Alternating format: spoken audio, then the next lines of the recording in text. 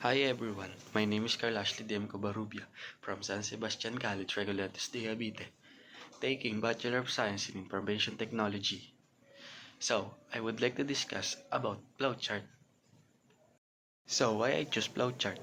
I choose Flowchart because Flowchart make it easier for technical use to communicate more complex logic within a system.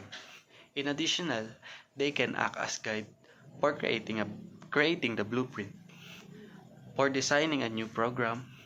Many programmers use Flowchart to help with debugging. So, what is Flowchart?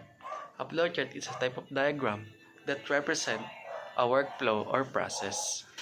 A flowchart can also be defined as diagrammatic representation of an algorithm, a step-by-step to solve a program or task.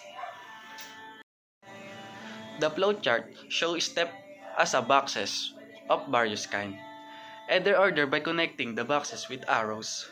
This diagrammatic representation illustrates a solution model to a given problem. Flowcharts are used in analyzing, designing, documenting, or managing a process or program in various fields. And last one of the biggest benefits of a flowchart is the tool's ability to visualize multiple processes and their sequence into a single document. Stakeholders throughout an organization can easily understand the workflow while finding out which step is unnecessary and which progress should be improved. Flowcharts use special shapes to represent different types of action or step in the process. Line and arrows show the sequence of the steps and the relationship among them. These are known as flowchart symbols. Number 1 is the start and end symbols, represents as oval or rounded rectangles, usually containing the word start or end or another phrase. Number 2 is arrows, showing what called flow of control. In computer science, an arrow coming from one symbol and ending at another symbol signifies flow passes to the symbol the arrow point to. And number 3 is processing steps, represents as rectangles. Example, add 1 to X, replace identified part, save change, or similar. And number 4 is input and output, represents as parallelogram. Example, get X from the user and display X. And number 5 is called conditional or decision, represents as diamond. This typically contains a yes or no question or true or false test. Hello guys, I will explain about flowchart, and this is the example of my flowchart and how it works. Number 1 is draw a start or terminator, and draw some arrows, and you need to draw a preparation for your variables you use. Sample of variables is A and P, and product is equal to 0.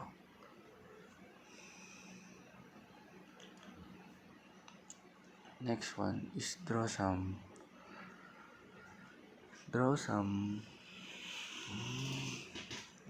data or input or output.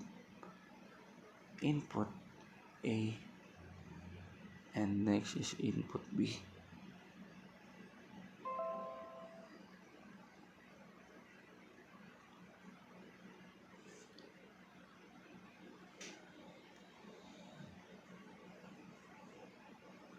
And next one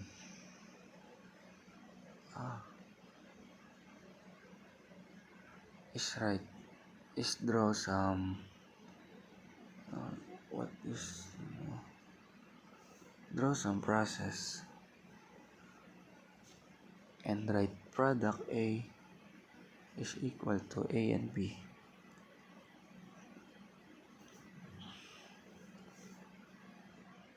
And draw some another input and output or parallelogram.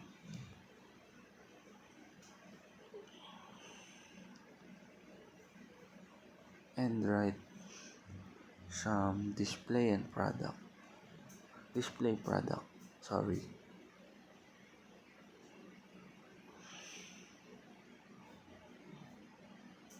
And draw some another oval or terminator and write end.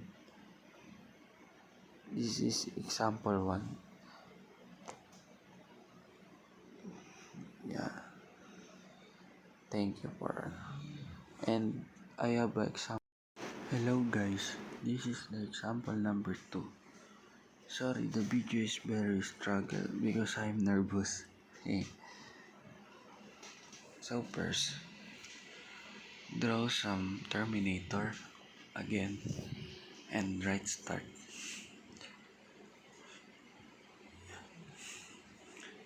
And second, draw some preparation and write the syllabus N1 and N2 some difference. Difference is equal to 0.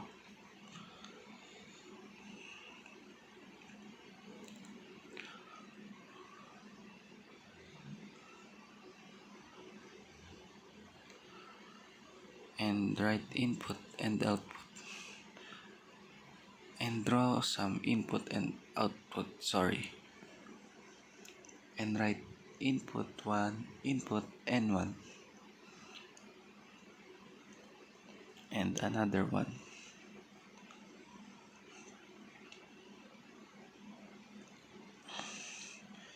Write, draw some input and output and write input N2.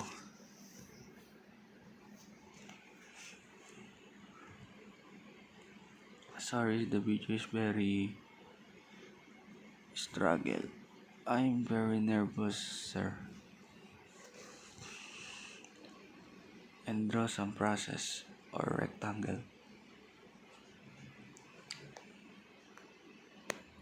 And write sum is equal to N1 plus N2.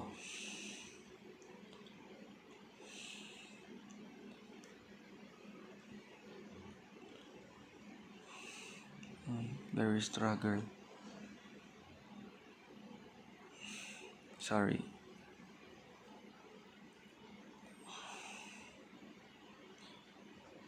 And write difference is equal to N1 minus N2.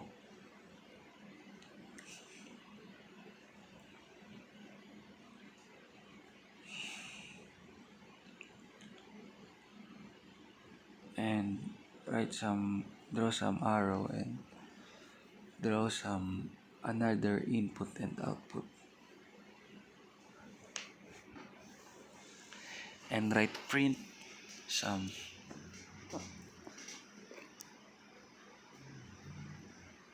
And draw another arrow and draw another input and output and write print difference.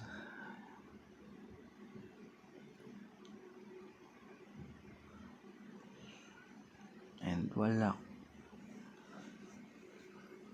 And draw some terminator ending.